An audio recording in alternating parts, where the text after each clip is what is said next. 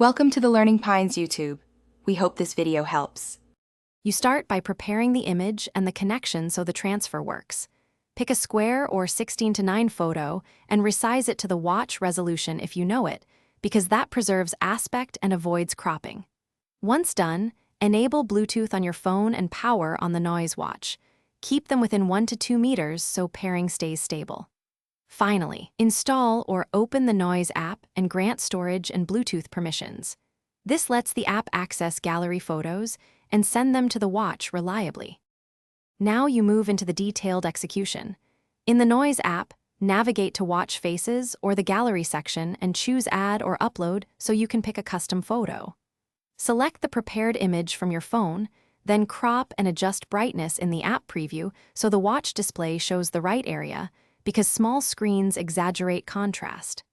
Once satisfied, tap Send or Sync and watch the progress bar. Make sure the app stays in the foreground and Bluetooth remains active until the transfer finishes. Finish by applying and verifying the photo directly on the Noise watch. Open Faces or Settings, then watch Face on the device. Select the synced image and confirm alignment before saving. This ensures complications like off-center crops are fixed. If the image appears distorted, restart the watch to reload assets.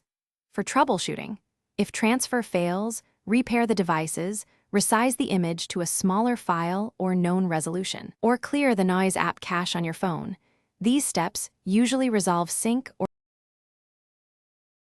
Thanks for watching. Consider subscribing if we helped you.